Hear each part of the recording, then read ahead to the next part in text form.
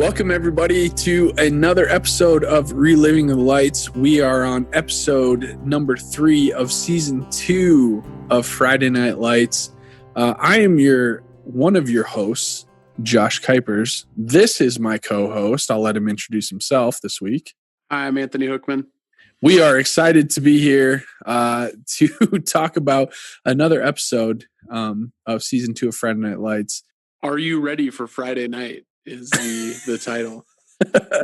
If I was going to answer that question, I would say yes, I am ready for Friday night. Typically, my Friday night involves pizza from Pizza Hut, a children's movie. This week it was Brother Bear 2. Nice.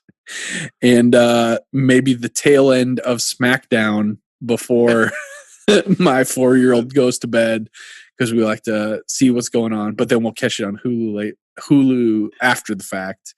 We'll watch the whole thing. So, is the Pizza Hut in Sioux Center still open? I think it's even open for dine-in, actually. Okay. Yes. We just lost ours. South Dakota lost almost all their Pizza Huts. No way! Shut down completely. Yeah. That's a loss. Not that Pizza Hut is that good, but it's weird. It's consistent. Here's the weird thing about Brookings is it's a town of 22,000 people. Uh-huh. I can't remember if that's including college students or not. I suppose it's including the college students in the dorms, right? That's how the census works. Do you know? You work at a college. Yeah, I think Orange City does include college students in that 5,000, but okay, we're not to the level of right. SDSU. So Brookings is a town of 22,000. SDSU is a 12 to 13,000 student population. So I think when school is in session, it's probably 30,000 people, we'll say. Okay. Yep. Give or take. We have got a dozen pizza places. We have an outrageous amount of pizza places. Sure. In this town. It's always a joke. When a new pizza restaurant opens up, it's idiots. This is not going to work. We've had pizza places since I've lived here, which I guess now is 8 years. So it's not as scathing as an indictment. But right. We've had pizza places come and go, quite a few that have opened up, made it maybe a year and closed. We had a Marco's Pizza here for a while. Didn't last very long. Mm-hmm. We had a Topper's Pizza here for a while. Didn't last very long. Well, here's the thing. You've got George's Pizza, which you used to literally live on top of. And is the best pizza. It's the best pizza. I've only eaten there 3 times in my life. But if I had to say what's the best pizza you've ever eaten, it's probably George's Pizza. Really? That's a strong... George's Pizza for me is the best pizza in town. Sponsor of this episode, George's Pizza in Brookings, South Dakota. Downtown Brookings, South Dakota. George's Pizza is my favorite pizza in town by a pretty wide margin. But in the same way that my favorite burger in town isn't McDonald's, it's still weird that we wouldn't have one for a town this size. Right. Pizza Hut is the McDonald's of pizza. Right. It's weird. So it's fine. You know what you're getting. It's consistent. It's good. It's not great. Yeah. But the Pizza Hut in Brookings closed down. Yeah, completely. I think the one in Mitchell too. I think all the ones in Sioux Falls, except for the ones that were only carry out and delivery, all dine-in locations in South Dakota, I think are done. That seems so weird to me because pizza seems like a thing that you almost order out more than you dine in. Yeah, who eats at a Pizza Hut? When was the last time you ate at a Pizza Hut? I mean, for a buffet, you'll show up for a buffet, but other than that, you order pizza delivered to your house on a Friday night so you can watch a movie, Brother Bear 2, with your children. That's bizarre to me. It's so strange. So, a weird loss in the Brookings community. And we lost our pizza ranch a year ago too, which is a real shame because dang. I read this article once. We will get onto this episode. I promise. Shortly. I'm in no hurry. But I read this article a few years ago and it's really stuck with me. I reference it probably once a month to people that basically the guy who wrote it was I love Pizza Hut And the reason I do is because I grew up eating Pizza Hut. Like, it was the first pizza I ever had, and it set the bar for me. And he said, my theory is that the first pizza you ever have is the pizza you end up living. Yep. And as I was reading this, I'm like, meh. And then I was like, no, I irrationally love Pizza Ranch. It's absolutely true. Yes, I subscribe 100% to this theory. Just hearing it now, yes. Pizza Ranch is so good. It is so good. But people who didn't grow up in the Midwest don't get it. They don't get it. Nope. So that guy is correct. And I also love Casey's Pizza, which is also another small town Midwest staple. Casey's Taco Pizza is one of my probably top 10 pizzas ever. Yeah. It's so good. Casey's breakfast pizza for me is unreal. Top 10. So good. But yeah, it's absolutely a Midwest thing because that's what we have. for our listeners not in the Midwest, Pizza Ranch and Casey's are two Midwest-based pizza chains that rule. They do, but if you came here and you ate them, you'd probably be like, this is it? Yeah, you guys are talking about this? I see, but I think the difference between, the thing that like unites Pizza Ranch and Casey's Pizza is the cheese, right? Yep, like Midwesterners love cheese. For sure. Yep. And that's what Pizza Ranch and Casey's does well is the cheese. Yeah. Casey's is almost like, sometimes I'll be eating Casey's Pizza and I don't eat it very often because it's one of those things where there's one in Platt, and if there's like same way with Subway, I don't eat Subway in Brookings, and I very rarely eat Casey's in Brookings because I know that if I go back to Platt, South Dakota for a weekend, that's one of my 3 options for food. So like I got to save that.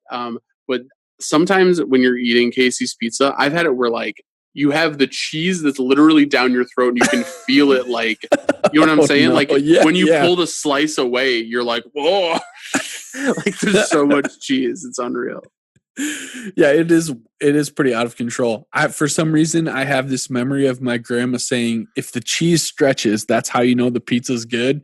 So this is like ingrained in me that Casey's Pizza is the ultimate in pizza because the cheese is out of control, basically. That's awesome. That's so good. Yeah. I don't know. This is getting way off. I don't know if you remember the Sioux Falls future Mall. Josh. Yeah. I don't know if you remember the Sioux Falls Mall before they remodeled the whole food court area. When the food court used to be a circle in the middle of the mall, and they had a pizza place there that was like New York style pizza, and the slices were like literally like bigger than your head, you know, and it was like thin, and you had to fold it to eat it, that kind of thing.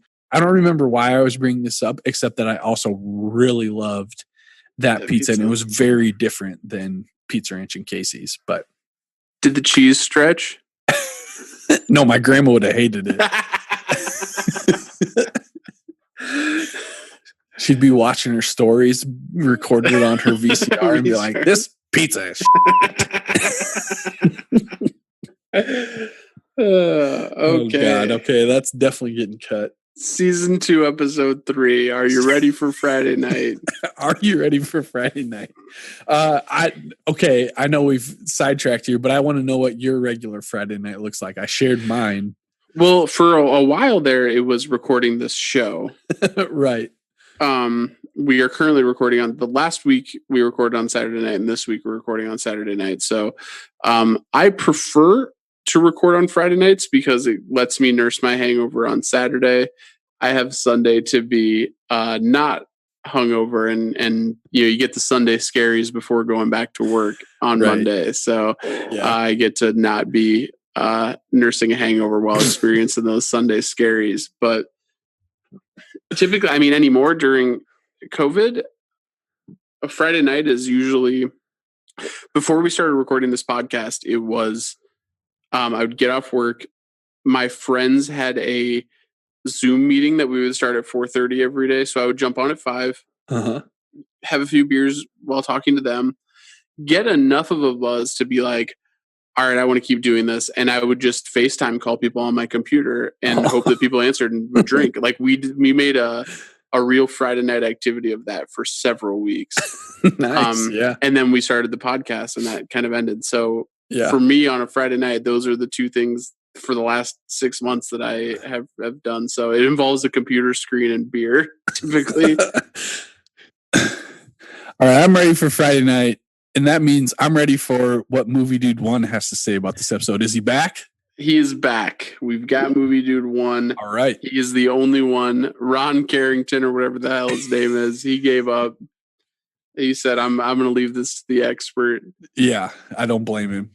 So here's what Movie Dude 1 has to say about Are You Ready for Friday Night? Let's go. Matt takes it upon himself to try to curb Smash's enthusiasm for the upcoming season. Tim turns to Lyla when he spots his brother leaving his neighbor's house. Jason turns his attention on Mexico in an effort to walk again. Buddy turns to Coach Taylor to convince him to return as coach of the Panthers. Okay. If you're going to put a numerical value on how solid that was, what would you say? I like that he tried to do a theme with so-and-so turned to so-and-so. So we got Tim turns to Lyla. Yep. Jason turns his attention on Mexico, and Buddy turns to Coach Taylor. So I like that he went with that. Yep. He kept it consistent. He did spell Lyla, Lila again. Come on, man. But not too much in terms of grammatical errors, which is good. This is one of Movie Dude 1's better ones. I gotta say this is a 7. Yeah, I think so. Just very capable, which is, pretty good for Movie Dude 1. Yeah. Capable, it's not bad. All right. So that's not the very first thing in the episode, but something he brought up there is something I did not catch on right away in the episode, that Tim Riggins saw Bo's mom with Billy Riggins. Yeah. I didn't recognize that it was Billy. I just thought it was some random dude that he was seeing through the window. But yep, I noticed it. So Billy and Becky spent the night together, we're assuming. Yes. Tyra and Landry also spent the night together. Yeah, and let's start with them. Yes. So the episode opens on Tyra and Landry in bed. Tyra is asleep. Landry is awake. Just looking at Tyra, which I would too. Yeah. Fair. The radio, Salmon Slammy Mead, who was apparently on 24/7, I think. Anytime, day or night, turn on your radio, get some Salmon Slammy Mead takes on the Dillon Panthers. 3:30 a.m. Sure. Yep, there's a Slammin' Sammy's always on. You just, by the way, I don't know if you want to retry that, but you said Salmon Slammy. I kind of, even as I was saying it, was like, I hope I got that right. I'll just cut.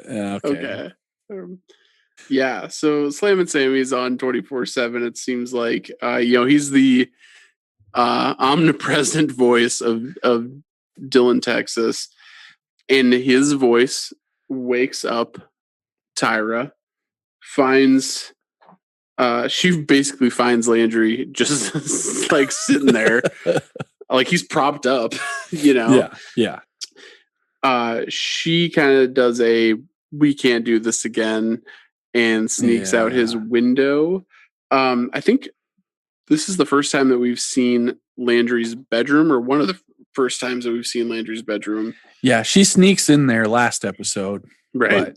But yeah. I just want to note that Landry has a Crucifixorious poster on his wall amongst his other posters. Yeah. Very nice. But yeah, she sneaks out the window, and Pa Clarke, Landry's dad, sees her sneaking out. Yes, he does. But isn't upset. No, it's not like what the heck is going on here. It's like, all right, Landry. He's kind of proud of his doofus little son. Which will lead to a very unique and strange interaction later on in the episode. But we'll get there eventually. So yeah, like I said, Tim looks out his window. Tim Riggins sees his brother Billy with Bo's mom. Yeah, Becky. Jackie. Yeah. He's pretty visibly hurt by it, but we'll get into that more in later on in the episode. We get a short scene. I didn't really write much down about it with the Taylors in bed with Gracie. They're just kind of talking. Yeah. I don't know all I wrote about was that Coach has to leave for Austin. He's on his way out the door, basically. He does run into Matt Saracen. Matt tells him he and Julie broke up, which Coach did not know, was not aware of. Yeah, Coach was at what appeared to be the Alamo Freeze getting takeout. Oh, yeah. On the radio, Slam and Sam Mead was talking trash about him. They called him the Judas. Right. And like the lady who gives him his takeout is like, sorry about the radio, Coach. Yeah, I don't know. I think that's a little excessive on Slam and Sammy's part, but right. And I can't be sure if it's Slam and Sammy because we'll get back to this in a little bit because I wrote down a note about a later comment. But we'll get there. Okay. But yeah, Matt comes out to apologize. He's like, Coach, I just want to say I'm sorry about Julie, and he's like, for what? And Matt, reveals that they had broken up, which Coach did not know. Yep, he was not aware of that at all.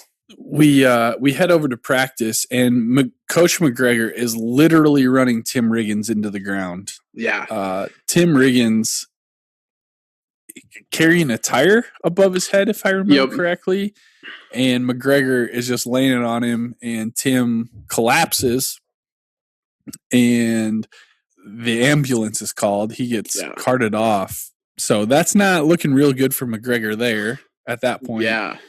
Lyla shows up at the hospital and invites Tim to church. I don't know how they got there, but at some point she invites Tim. Yeah. Tim wakes up in the hospital, and the doctor kind of chastises Tim for running himself too hard and being dehydrated. Yeah. And basically says, hey, I can't get a hold of your brother. We can't let you leave until somebody signs you out. Is there anybody else that can come pick you up? And Tim's like, nope. So Tim is just chilling in the hospital for a while. Yeah. Which is, why Lyla shows up. They kind of get a little flirty. They do. There's a little something going on, even though Tim, has basically passed out and had a medical emergency. There's still a little something floating between the two. Yeah, Lyla definitely still cares about him, and you can feel the sexual tension between them for sure. And in the midst of the sexual tension, Lyla invites him to church. Yes. So, as you do, Jason Street and Herc are talking about stem cell surgery. And Herc is like, dude, you are like becoming a cliche of every person ever who has been paralyzed. Like, what is it? About a year since you've been paralyzed? Like, yep. Okay. Yeah. You're right on schedule. You're talking about the experimental surgery. So Herc is very much downplaying this possibility and discouraging him from pursuing it. Very critical of it.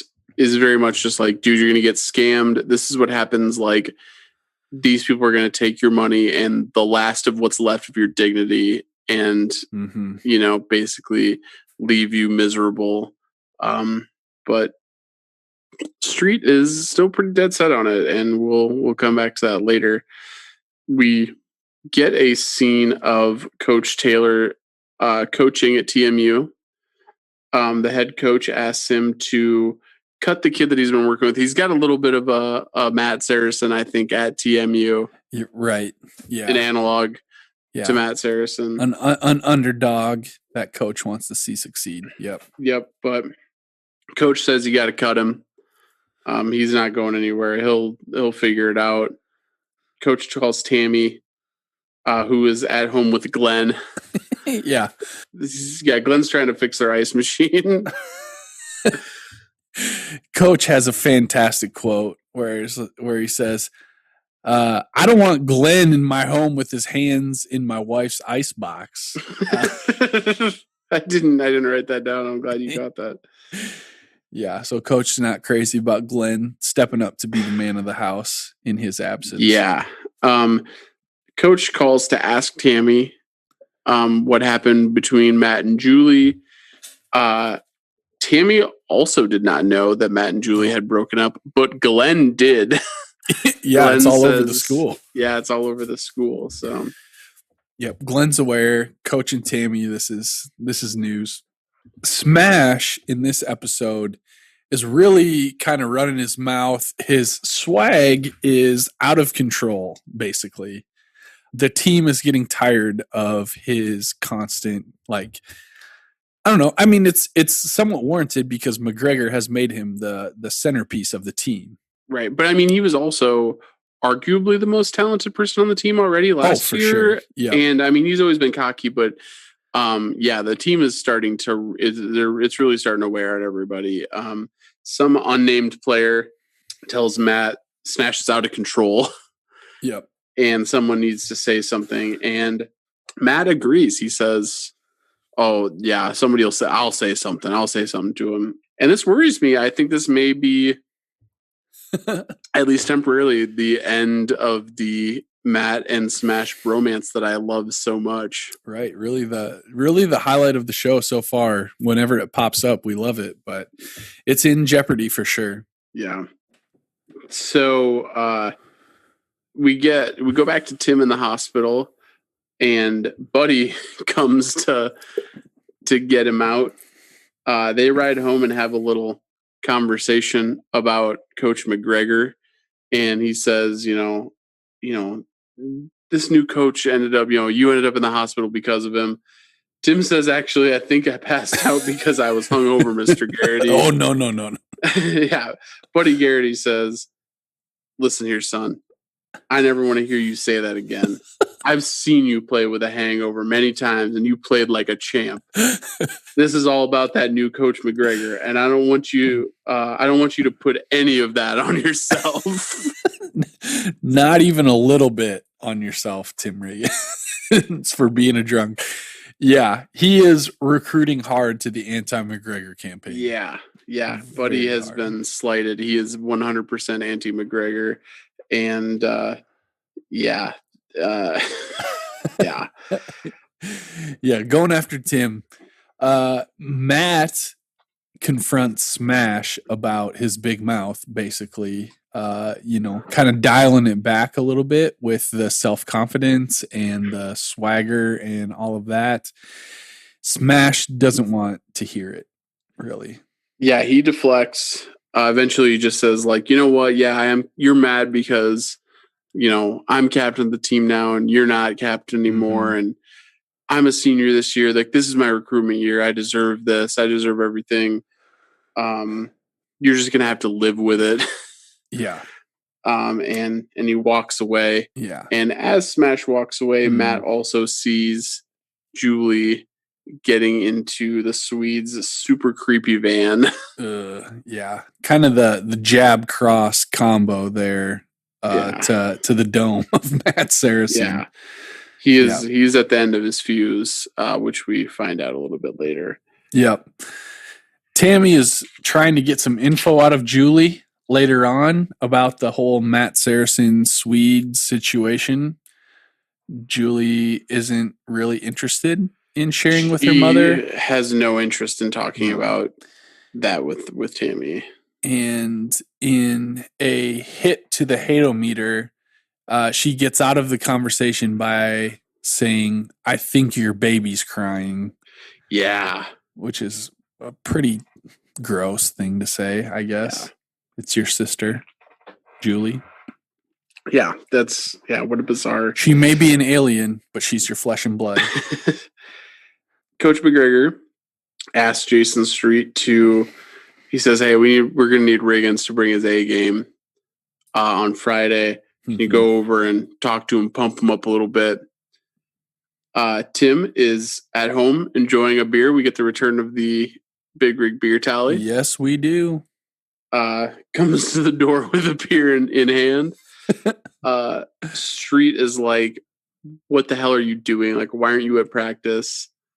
And Tim's like, oh, the doctor told me to, relax or whatever. Get some rest. Yep. Yeah. Street is basically like, you're an idiot. You're not taking things seriously. stop acting like this. Yeah.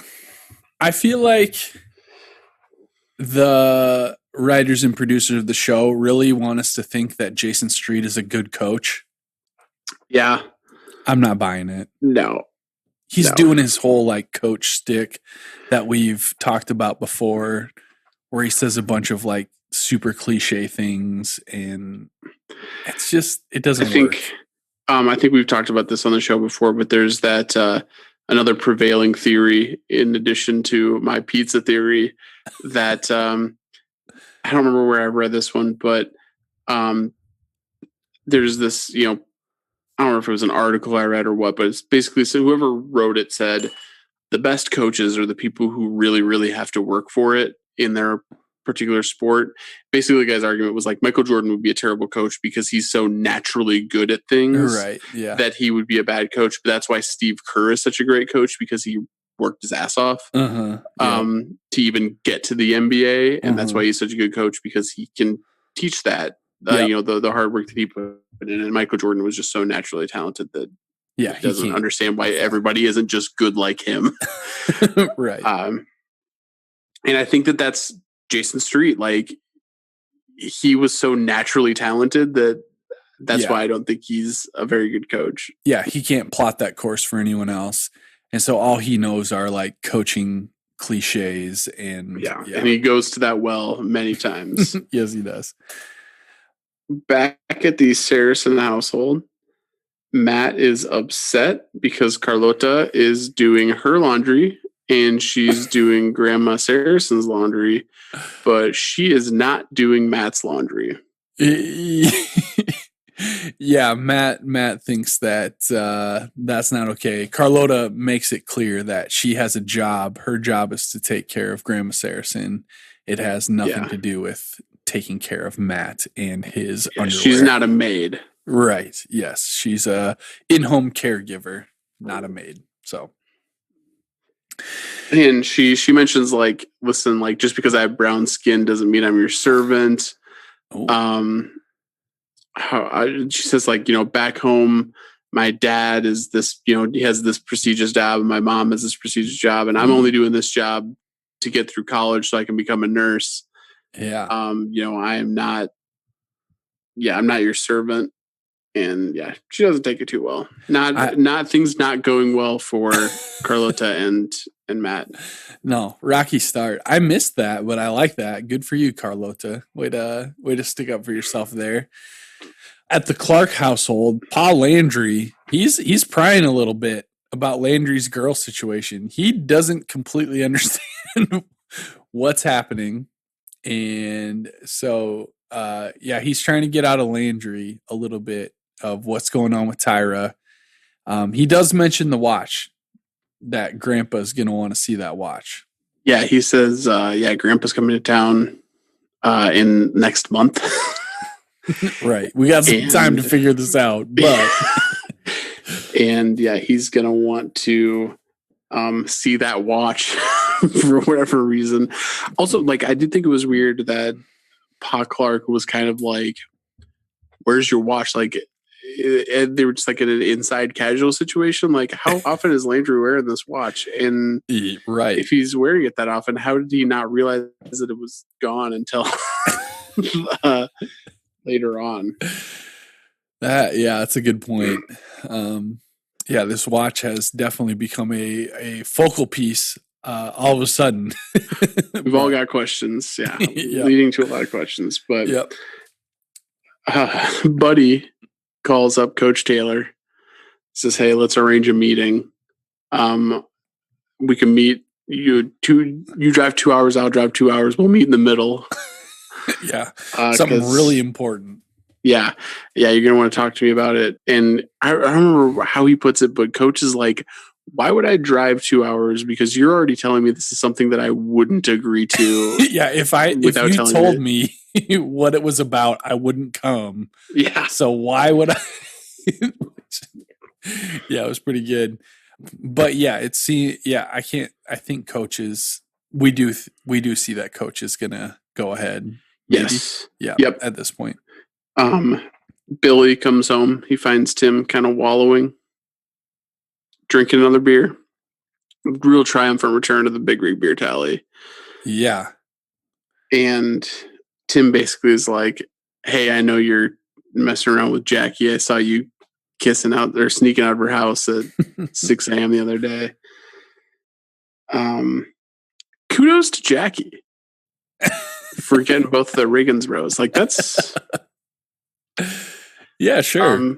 Why not? That's an accomplishment. She knew the thing with the 17-year-old wasn't going to be feasible, wasn't going to pan out. So, well, all right. Well, then we'll take the, 25 year old? Yeah, 25-year-old Riggins. It's not quite Tim quality, but Billy's right there, Yeah. Yeah. I don't think Billy's in the wrong there at all. So. He'll do. So in response to this, Tim heads to church. Yeah. That's his how he handles the whole situation with his, I don't know. I was going to say dream girl, but no, just sorry. Yeah, but his infatuation girl, I think this scene, I had a lot of, I think, repressed memories coming up watching it. Oh no. Just a lot of people in the crowd, faking it. Of the church. I thought you meant of like Tim being heartbroken over a 33-year-old woman. No. Like, what happened to you? No, not that. Yeah. Just seeing Lyla in the church and just seeing that brand of church was just really, eye roll inducing for me. Yep. Pretty manufactured, pretty wide appealing type thing that'll draw people in without much substance, for sure. So we do get a little inside look at what's going on with Lila's spiritual life. Yeah.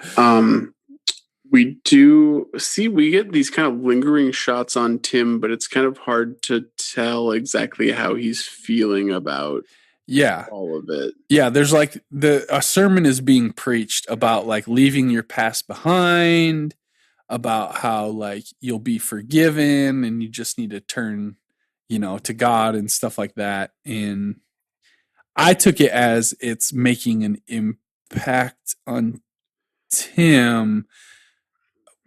But with later scenes, is it like an opportunistic impact?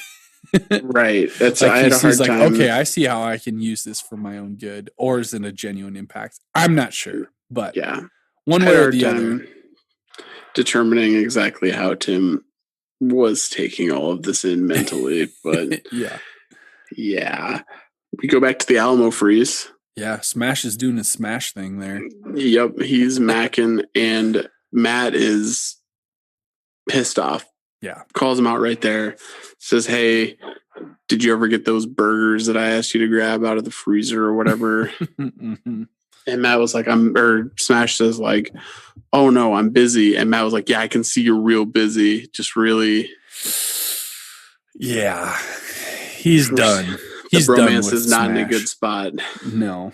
Which we're not happy about. But definitely the whole relationship is at a crossroads at this point.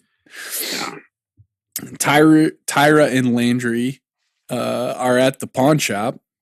They're trying to find a replacement watch, which seems pretty ridiculous to me. Yeah, this is a very dumb idea. This is a family heirloom that has been passed down from generation to generation. And it's like engraved. Right.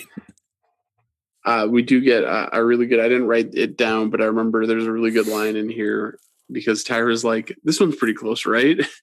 And Landry says, it's close in that it's a timepiece and that it tells time and has hands. You didn't have to do that, Landry. She's just trying to help you. You've got this insanely beautiful woman who you have somehow fallen into. Take it easy, man. Yeah, you need to lock this down and just not. Yeah. But he does assure her he'll do everything he can to keep her out of trouble. You know, if it all goes down, he's gonna try and protect her as much as he possibly can. Yep. Tim sneaks into Lila's room to tell her that he didn't even sneak in. Like, oh no, Lila's like, "Who let you in?" And he's like, "Oh, your mom," or I don't remember how. But yeah, he's like, for real? "Oh yeah." Okay, so full disclosure, I was watching this with my 4-year-old daughter and my mom tonight, so I was like, uncomfortable. Okay. Yeah. Okay. So let's start that over. So Tim makes his way into Lila's room. Yeah. I thought he snuck in, but maybe not. Maybe he was just let in. It seemed to me like somebody let him in. They had that conversation because Lila was half clothed. Yeah, she was. But yeah. Anyway, he makes his way into Lila's room to tell her that, oh, I really felt something at church. he talks a bunch about how meaningful it was, and Lyla was excited right away. Like she's like, okay. Mm-hmm. But then yes, they embrace, and then Tim kisses her, and then she's like, "You need to leave." Yeah. Tim's line was, "I guess I feel closer to God when I'm with you." Yeah. Buddy and Coach meet up at a truck stop. Yeah, they're talking about the MacGregor situation. Yeah, they basically just talk about how much Coach MacGregor sucks. Coach is kind of like, is this just about the closed practice policy and this right. and Buddy's like, no, I've got this whole defense against him built up. I can tell you all about all the ways he sucks. And he says, Coach, we need you back. If you could do it again, looking back, would you have left instead of staying with the Panthers? And Coach doesn't answer, but it seems like he knows the answer to that question. And Buddy really lays it on how miserable Tammi and Julie are. Like, listen, I've seen them. I've seen Tammi and I've seen Julie, and they're miserable. He says something about like Julie wearing inappropriate clothing. Yeah. I mean, of course, Buddy's gonna go all out in this. Like, but. Yeah, Buddy's sparing no. He's pulling no punches in this offense. Yeah. So, Julie is out way past curfew. Tammi is worried sick. She's with the Swede. The Swede and his friends are getting high and having ridiculous being high conversations. They're talking about conspiracy theories. Right. Yes. The Swede is for sure in 2020 really into QAnon. As if the Swede wasn't terrible enough. Right. Yeah. He's talking about he's talking about all sorts of dumb conspiracy theories. And Julie in like maybe the lowest Julie moment, and not a way of like we hate her for this, but she like tries to jump in. Yeah. And like join them, and it's just like it feels very disingenuous. She's not partaking in the marijuana, correct? But she is still trying to participate in the conversation in it. It's not a good look for sure. The Swede drives her home, and at this point, it's like 2 a.m. or something at like least that. Past. So there was Tammi called Julie and said it's past 2 a.m. Right. Where are you? And then that's when we cut to the conspiracy theory talk. So I almost wonder if this is closer to 2:30, 3 o'clock. Yeah. The Swede and Julie are out making out in his creepy van in front of the Taylor residence, which is like in front of the house. Like if you're that late for curfew, you got to know Tammy's up waiting for you. Yeah. So they are getting after it in the van. Tammi flies out of the house, opens the door, is absolutely livid, obviously, with Julie, And they get into a little bit of a physical tussle here. Well, the worst part about this, to me, this was a real Julie Taylor hate moment. Yeah. Where Julie, so Tammi comes out and she's like, get out of the car right now. And Julie's like, no. And she turns to the Swede and she's like, take me somewhere. Right. Yes. And even the Swede is like, that is literally kidnapping. Yeah. He said that, didn't he? Like, yeah. No, that's kidnapping. I'm not going to do that. Yeah. But Julie is like, no, I don't want to go home. Like, you're already there. Like, he took you there and dropped, like, is, at the tail end of dropping you off. Like, just get out and cut your losses, Julie, you idiot. Yeah, she doesn't do that. And Tammi literally has to pull her out of the van and ends up in the process slapping her across the face. I am, just to go on record here, not a proponent of child abuse, but I don't blame Tammi very much at this point for, that slap across the cheek. Yeah, Julie was being completely unreasonable. And Julie says something along the lines of like, you got rid of me when you had Gracie, which is like some real bad, like manipulative stuff to say, like, Julie. Yeah, not good. I imagine it would be hard if you were like a 16-year-old and your parents had a baby and your dad moved to Austin. Like, okay, yeah, that's tough. But you're taking it out the wrong way, Julie. Yeah. Not impressive. Okay. Applebees. Yes, we are back at Applebees. I know we've talked about this before. I've mentioned before that the quesadilla burger is the correct order when you go to Applebee's, and Landry's dad is all over it. He also orders the quesadilla burger. Yeah. I feel like Friday Night Lights is trying to tell us something, trying to send us a message about Applebee's and what to order when you're there. I'm glad that you noticed that because I also wrote that down. That Landry's dad ordered the quesadilla burger. Yeah. It's the way to go, for sure. But they have this weird conversation, right? Like, was this weird to you? Landry's dad was basically like, you're way too hot for my son. Yeah. What are you doing? Yeah, he's like, are you dating my... Well, I thought it was weird because I would have not expected Tyra to take that question, are you dating my son, as well as she did. Sure. Because Tyra doesn't know that Landry's dad saw her sneaking out the window. Yeah, that's a good point. So he probably thinks, oh, Landry... To me, if I was Tyra, I'd be like, did Landry tell you that? F that guy. Like... Right. But she takes it really like, oh, we don't know. We're not sure where we are. And yeah, Landry's dad is like, I don't get it. You can date anybody you want. Kind of creepy, honestly. Why are you dating my loser son? He does. He in like one sentence basically calls a 16-year-old girl way too, like, super hot, incredibly hot, and calls his son a loser. Like, in the same statement. Yeah. Also, how many times have you eaten at an Applebee's by yourself?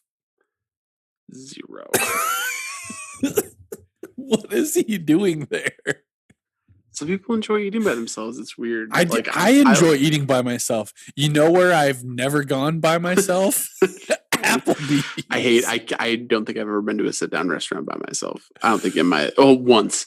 I went to Bubblegum Shrimp in the Mall of America by myself because Carter wanted to get sushi and I was there with Carter and I was like, I'll go to Bubblegum Shrimp because I've always wanted to go there. That's the I'm pretty sure, only time I've ever gone to a restaurant, like a sit-down restaurant, and ate by myself. Oh, wow. Okay, so I actually am fairly regular going to a sit-down restaurant by myself, like on my lunch hour or something. That's fine. Like go to the Mexican restaurant in town or whatever. That's very weird. But Applebee's, no. I've been to a lot of places by myself, but never an Applebee's. Anyway, so it is game time. Opening night, baby. The announcer, who to me sounded a lot like the radio person earlier who may or may not be Slam and Sammy, but right. They all kind of the blend announcer together. Yeah. starts talking about the great Eric Taylor, and I'm pretty sure it was the same guy who called Eric Taylor Judas in the Alamo Freeze earlier in the episode. But just because Judas was a traitor doesn't mean that he wasn't a great disciple. You know, I guess that's one way to think about it. I don't know. Yeah, because he says Coach MacGregor, he's got to step into the big boots of the great Eric Taylor or something like that. So Yeah. I was like, weren't you just putting him on blast? But yeah, in this scene, the cheerleaders, as the I believe as the team runs out, the cheerleaders are doing a cheer where they say, "We got the smash," over and over and over again. They just keep repeating, "We got the smash. We got the smash." I did not notice that. Which I've never experienced a high school team that has had a very player specific cheer like that, but yeah, they're very into the smash. Yeah, just to reiterate what is going on in the Dillon Panthers, smash has taken a very prominent role on the team. Coach Taylor, he's listening to the game on the radio. I couldn't tell if he was just driving and was like, screw it, I'm going to the game, or what. Like, they almost presented as like he was driving by the stadium and was like, all right, I'm going in. Yep. If he was like driving back to Dillon, which I don't understand because it's presumably a Friday night. I assume that he has a game on Saturday.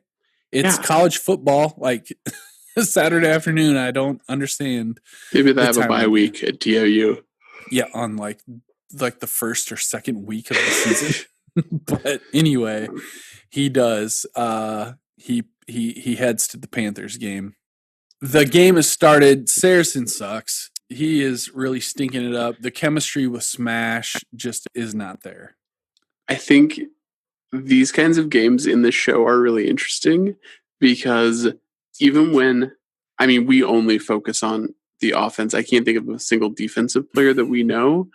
So, like, when we see the team sucking, it's always the offense that sucks, and the defense must be really holding it down because this game is 0-0 until the last seconds of the game.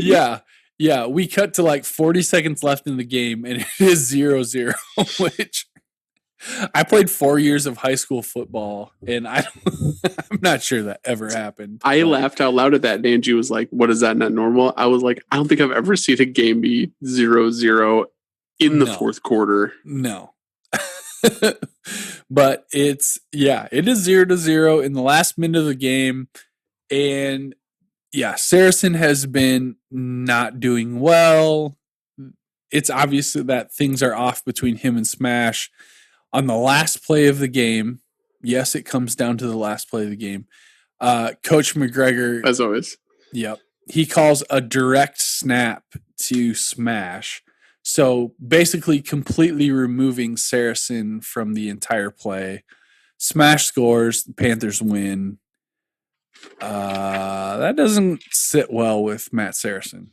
Matt is very unhappy. He attacks Smash, and they get into a little physical tussle here. Yeah, right on the field in front of the entire crowd who is horrified. Yeah, not a great look. Not a great look on the first game of the season, and they won, and they're still they're still having some major issues. So Coach heads home after this. Coach Taylor, he tells Tammi, asked Tammi if she saw what happened. Tammi is obviously distracted. She's not so concerned with what happened between Matt and Smash on the field. But Tammi does tell Coach what happened with Julie, that she hit her the other night in that little whatever you want to call it. She hit her with that little altercation they had with the Swede and all that. Cutting back to the Riggins household, I'm not sure if this is later that night or another night, but Riggins is passed out in his chair in his home with a beer. Yep, that's 2 already in this episode. 3. Oh, that's 3. Yeah, you're right. That's 3. Yep. And I did take this to be the same night after the game. So Street rolls up on the Riggins household, finds a empty beer bottle out in the lawn, picks it up and chucks it at the door. Right. You could have just knocked. Yeah, Tim wakes up. Basically, Street tells Tim that he quit. He basically says, hey, before you ask if I'm here as a coach or here as a friend, like, you've been talking about my coaching skills. I quit the team and I'm going to Mexico. Right. To have this surgery so I can walk again. And Tim says, Mexico, huh? Yeah. Tim's pretty interested at this point with what Street's putting out there.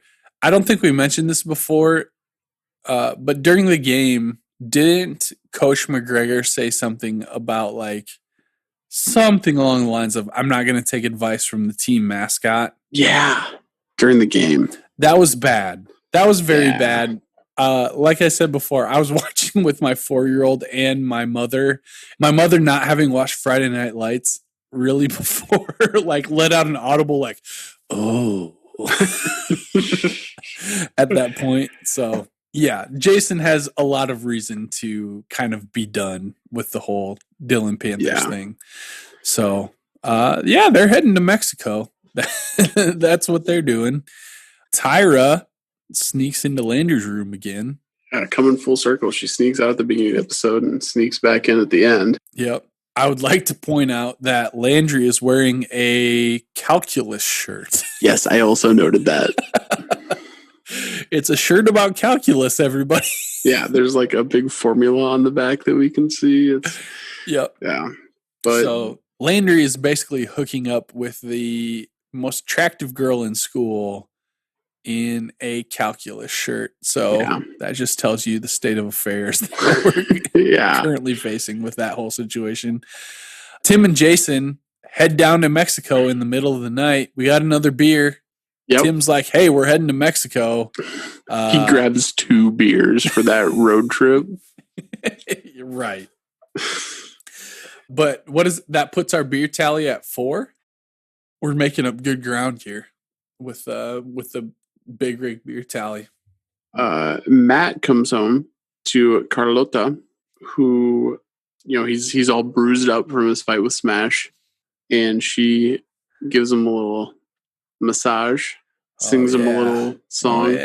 Oh yeah. We're starting to feel a little connection between the two. She really rubs it out. For Matt. We're crossing some lines now, I feel like, between the in-home caregiver and, what do you peg Carlotta's age at? I'd say mid-late 20s, maybe early 20s, but we cut to Buddy. Buddy's drinking at his desk at the dealership. I feel like this is fairly commonplace for Buddy at this point. He is basically living at the car dealership. Yeah. There's a bottle of whiskey. He's got a glass poured, but Coach Taylor pulls up and Buddy sees him coming to the door, and he lets out a little, yes. Yeah. All right. It's all coming together now. So basically Coach tells Buddy he's in for the whole plan of ousting MacGregor and reinstating Coach Taylor as the head coach of the Dillon Panthers. So pretty exciting place to leave episode 3 of season 2, but that's where we're at. Yeah, end of episode. I don't think we'll come back in a few moments with the some character notes. There it is.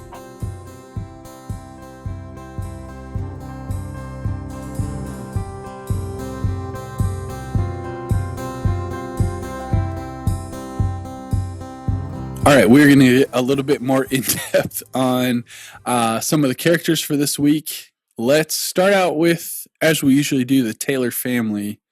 What do we got going on here? Yeah, there's a little bit of disarray. We've got Julie being disrespectful not telling her parents that her relationship with Matt ended, which is not necessarily something that she would, I guess, have to disclose to her parents, but they seem to care about Matt. So it would make sense that they are concerned about it. Tammi and Julie's relationship is pretty strained. Yeah, right. I mean, literally coming to physical blows. You know, I think last week we said that the Taylor family was kind of at a crossroads, like this cannot continue, and we're still there. And it's not until the very end of the episode that maybe we get a little glimmer of hope that things are going to change. Yeah. But really no guarantees, because it's it's dependent on Buddy and, you know, his plan. So we know how that'll go. Yeah. So potentially. Yeah. So things are pretty rough in the Taylor family for sure. Tyra and Landry, I feel like, are the other, you know, kind of big developments in this. And really not just Landry, but the whole Clarke family, or at least his dad. Yeah. So I don't know. I think Landry's dad has a weird view of his son. Yeah. And the whole situation, is very wrong feeling. Yeah. I don't know. You know, my oldest kid is only 4 years old. I feel like I have a pretty accurate view of my daughter and who she is, you know, pros and cons, or however you want to say that, like the good and the bad. I still don't feel like I would handle the situation of Landry's dad in the conversation with Tyra. You know, even if you're being entirely realistic about your kid. Right. I was going to say, in defense of Landry's dad, you're not raising it in a total dweeb. That's true. I mean, I'd be pretty pumped if one of my kids started a Christian speed metal band. You know, if I'm just being honest, I'd be pretty into that. But yeah, I don't know. It's still weird. Landry and Tyra have a very complicated relationship. I feel like anytime you base a relationship upon murder, it's going to get weird. Yeah. So I think that's all we really have to say about that. Tim and Lyla, there's always something under the surface, right? Like there's an ember that's never been completely snuffed out between those two. For sure.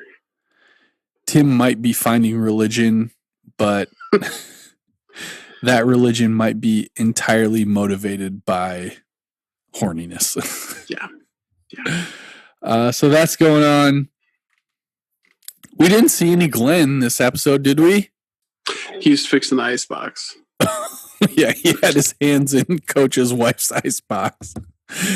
So there's that. So there's a little bit. So that's still being kept alive. Definitely to be continued there. Julie Taylor continues to not do herself any favors. Terrible. We're not a fan of Julie at this point. She did not receive a good rating last week, and I do not think she's going to receive a very good rating this week. No, she's not. So we'll see how that plays out. But I think for the most part, that is kind of our main developments amongst our main characters this week. So let's go ahead and take a little break, and we'll come back and give out our awards for the week.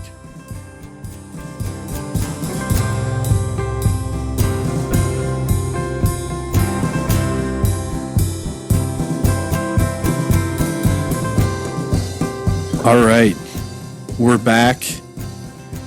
We're going to talk about Coach Taylor to start off. We always do start with him. He is our central figure for the show. Coach is at a crossroads here. He's got to make a decision concerning his family, even concerning the Dillon Panthers. So how are we feeling about Coach this week?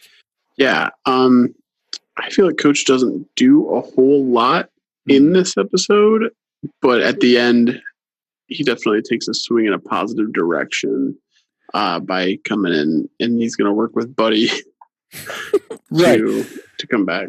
So it's an overall positive mood, but at the same time, it's still kind of sleazy because anytime you involve yourself with Buddy Garrity's plans, it's a little sketch. You're taking a risk. A lot can go wrong.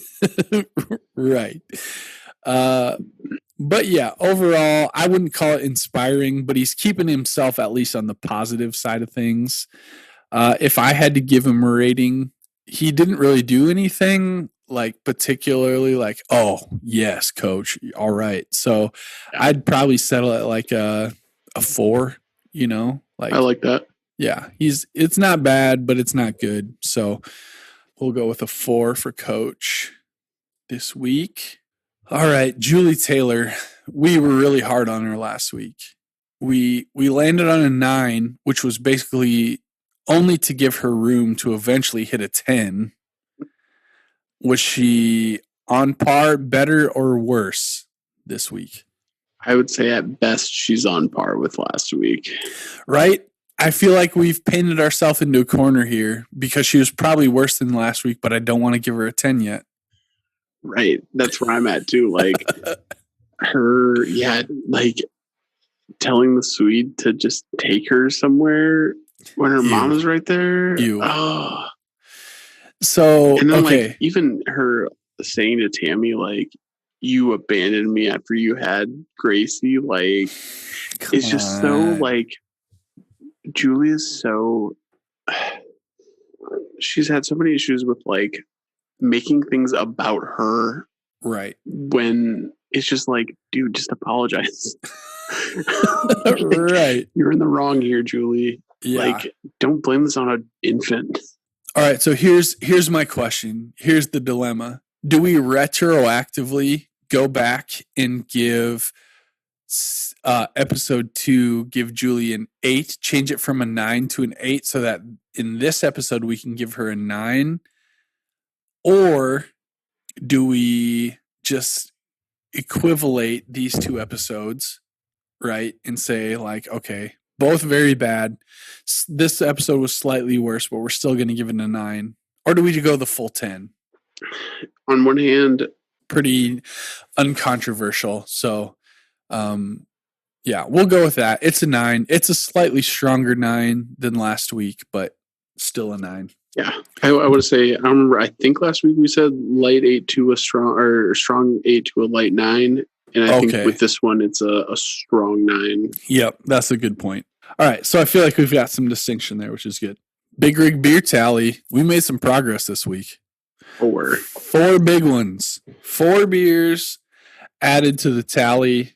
That puts us at, we're sitting, okay, I've got a little gap in my data. The last I had recorded was 45, but that was like 4 episodes ago. So we're sitting right around 50. Okay. Yep. We love to see it. Yeah. All right. The Buddy Garrity sleazeball move of the week. What do we have to choose from this week? I think him pulling the vehicle over to tell Tim, hey, I've seen you play hungover. Yeah, this is not on you at all. No, this is on Coach MacGregor. Don't put that on yourself at all. Right. Yeah, that's a good choice for sure. Buddy basically affirming Tim's drinking habits. And for the record, because I'm not sure what's next, but that's also my quote of the week.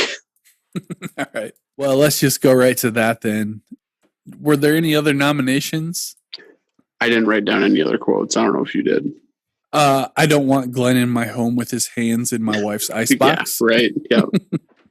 That definitely deserves the nomination. Yeah, that one's worth noting, but my choice, I'll read it through fully again. Listen, son, I never want to hear you say that again. I've seen you play with a hangover many times, and you played like a champ.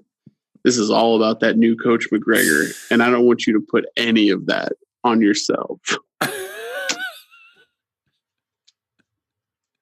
Like glossing over the fact that, yeah, he's seen a 16-year-old regularly play high school football hungover. Yeah, that's good. Pretty sleazy. Yeah. All right. Any notable music cues that you pulled out here? The only ones that I noticed, and also the only ones that seem to be on the IMDb page, are worship songs from the church scene. Yeah, let's not get into that. The first one I noticed, and I actually started to Shazam it because I didn't realize it was one of those scenes where you heard the audio before you saw where it was. Yeah. And the vocals were so weird that I thought it was like a popular band. And then like they got to the church and I was like, oh, is this a worship song? And it was. So yikes. Yeah. Did you get a read on it? No, Shazam didn't know it, okay. But according to IMDb, it was Gateway Worship who wrote and performed it. So. That makes sense. It really does. All right. Our MVP of the week. Who are we giving that to for this episode? I mean, Landry's putting up a strong fight here always. Yeah. Like as long as he's with Tyra, he's got a case, right? Yeah, for sure. Yeah, I'm really trying to think of who. Maybe Matt Saracen. Kind of, but he also kind of like lost his cool. That's true. But it was fair for him to have lost his cool. Yeah. Yeah. Coach, I feel like is almost there. Like he's making his move back to our good graces a little bit. Right. But he's not quite there yet. He's not quite there. Jason is just being a gimmicky coach. Yeah. Tim Riggins is getting drunk. Landry's dad is being a creep. Do we go with Landry? I think we can go with Landry. Dang. Yeah. 2 weeks in a row. I like it. It's no wonder that Jesse Plemons was the breakout star of the show. That's true. That's true. All right. I believe that leaves us with our episode rating for the week. Just as a refresher, we gave last week a 6. So pretty low in the grand scheme of where we've been so far in the series. But for season 2, it's about right on. So yeah. I was thinking for this one, a strong 6 to a potential 7. Yep. I think it's better than last week. For sure. Let's go with a 7 for this one. Okay. All right. So there it is. Episode 3 of season 2. Thank you so much for joining us. We appreciate you being with us. We appreciate you listening. We appreciate you reaching out on Twitter from all of you that we've heard from. But feel free to let somebody know, let a friend know about this podcast. Sometime I'm assuming that Friday Night Lights went back on Netflix, and that's why you're watching, or that's why you're listening. And why you chose us out of the other ones. We appreciate you. We don't know why you did, but we appreciate that you did. Yeah, we do appreciate you being with us. So shout out to listener and follower Peter Blair, who congratulated me on graduating from college. Peter, thank you, Peter. Yeah, man, we appreciate you. And if you are one of our other like random listeners from Australia or Spain, like Germany, please, I believe our Twitter handle is Reliving Lights. So reach out to us. Let us know where you're listening from. We'll give you a shout out on the show. Absolutely. Yeah. I promise you. Yeah. If you reach out to us, we will say hey on the podcast. We will. Yeah. Just ask Peter Blair. Yep. Thank you, Peter. Anthony, it's been a pleasure. Thanks for talking Friday Night Lights with me. We'll see you next week for episode 4. Let's do it. Let's touch God this time, boys. Let's touch God.